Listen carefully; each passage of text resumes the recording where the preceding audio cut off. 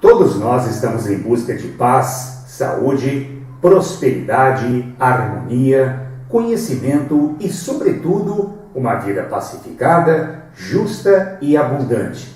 Mas isso é possível? Sim, é possível.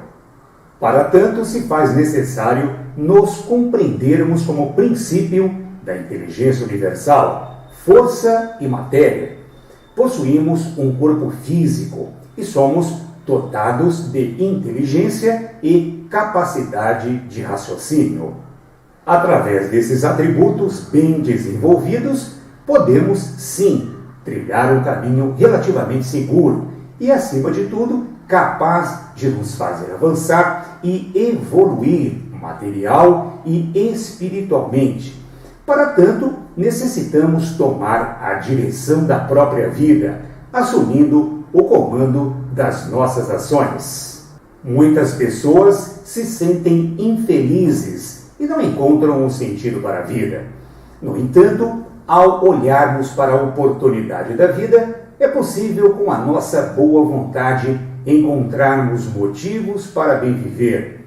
Não podemos permitir que a tristeza estacione em nosso mundo íntimo e faça de nós um ser desprovido de esperança, acreditando não valer a pena lutar para superar os obstáculos. O sofrimento, por vezes, nada mais é que a falta de compreensão sobre as situações que nos desafiam. Assim sendo, o autoconhecimento torna-se fundamental para reconhecermos as nossas capacidades, potencializarmos as nossas qualidades, observarmos os nossos desejos, ambições e limitações, de modo a equacionar os problemas que chegam e deles tirar bom proveito para o nosso desenvolvimento. Sobre esses aspectos, encontraremos meios para, com tranquilidade, controlar as emoções, definindo objetivos no sentido de trilhar uma jornada de autorrealização. Uma vez superado esse platô, nos sentiremos mais produtivos e, consequentemente, importantes nessa vida, não para os outros, mas fundamentalmente para nós mesmos. Lembremos-nos que o nosso maior inimigo, por vezes, somos nós mesmos. Assim sendo, torna-se fundamental reconhecermos que ninguém tem o poder de tirar a nossa alegria ou ainda impedir que realizemos os nossos sonhos. Deixemos a vitimização de lado e tenhamos coragem para assumirmos os compromissos e responsabilidades que exclusivamente nos competem. À primeira respiração, somos considerados efetivamente um ser vivo nesse mundo. E até os 7 anos de idade teremos consciência da fonte, ou seja, o mundo espiritual a qual nós viemos. Aos 7 anos de idade, a mente começa a tomar a sua própria forma e estará completamente formada aos 14 anos. A partir dos 14 anos, o intelecto começa a sua ativação e estará completamente desenvolvido aos 21 anos. Da idade dos 21 aos 28 anos, experienciamos a combinação do corpo, mente e intelecto. Da idade dos 28 anos em diante, a vida dependerá do autoconhecimento. Se a pessoa não desenvolve o conhecimento do self, a sua consciência ficará limitada entre o corpo e a mente. É importante que se saiba que, a partir deste ponto, não poderemos responsabilizar as pessoas, o mundo, muito menos a Deus, pelos nossos fracassos, decepções, frustrações, amarguras, entre outras situações que possam nos aprisionar e limitar o nosso desenvolvimento material e espiritual. Tudo dependerá do autoconhecimento. Essa é uma boa informação.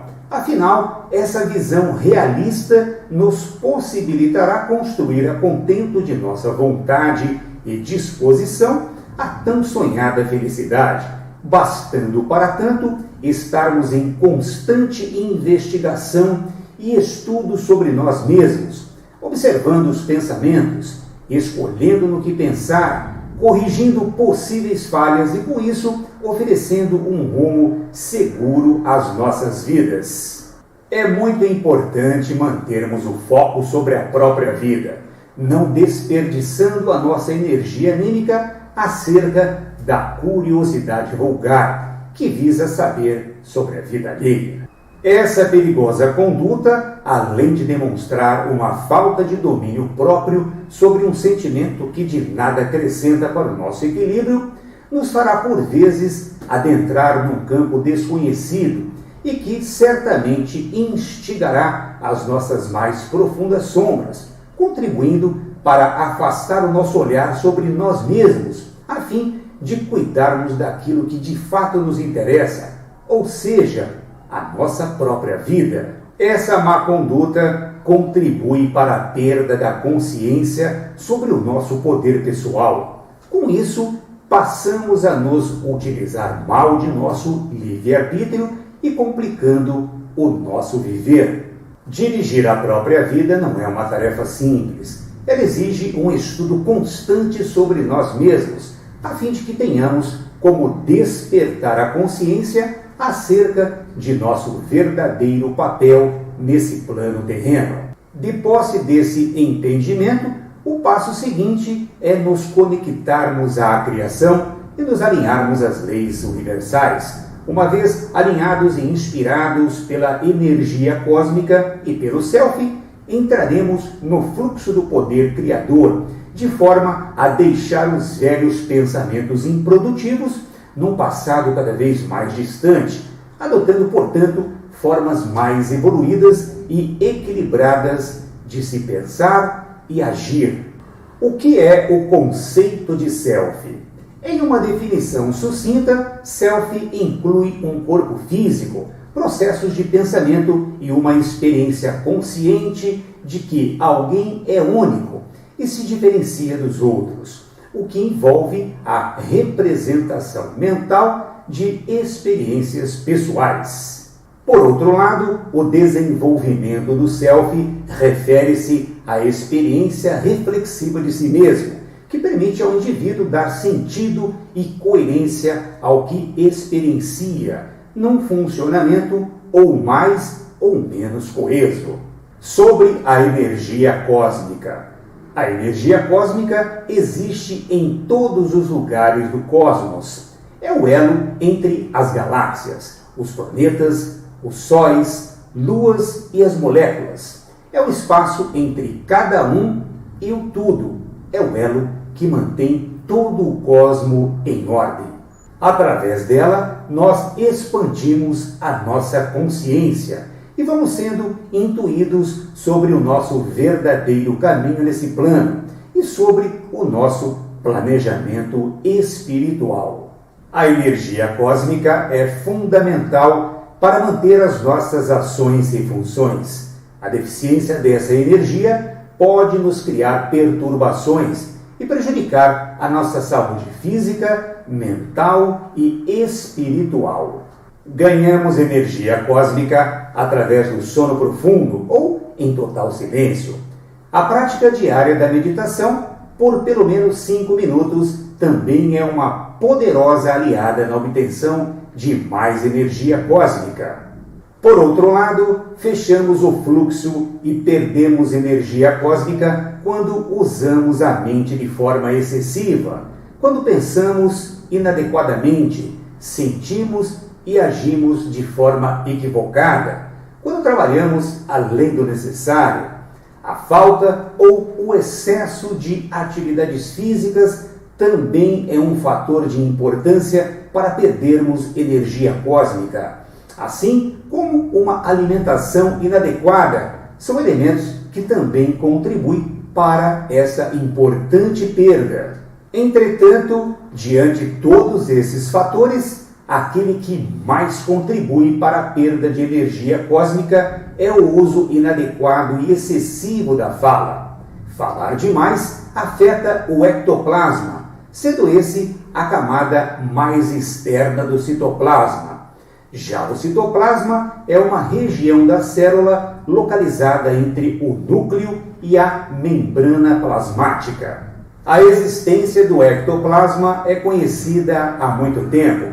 Trata-se de uma substância que permite a existência da vida material desde os organismos moleculares até o ser humano. Quanto mais energia cósmica, mais vida, mais saúde, mais prosperidade, mais conhecimentos elevados, compreensão elevada e sabedoria. Através dela é possível expandir a visão espiritual, ou seja, o sexto sentido, ver, sentir e ouvir as realidades de alta frequência. Essas três funções da alma são conhecidas como o terceiro olho ou a terceira visão. As respostas que buscamos fora estão todas dentro de nós. Para isso, precisamos de estarmos bem conectados às forças superiores para ter um bom direcionamento na vida e poder utilizar bem do nosso livre-arbítrio, sem interferências vibracionais de cunho inferior. Distante das leis naturais, a miséria começa e o ser humano não pode compreender as situações às quais está envolvido.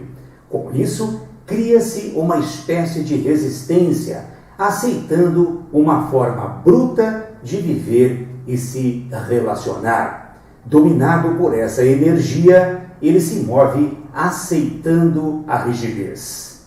A rigidez tranca o fluxo de energia cósmica, impedindo a criatura humana de ser feliz e completar o seu planejamento.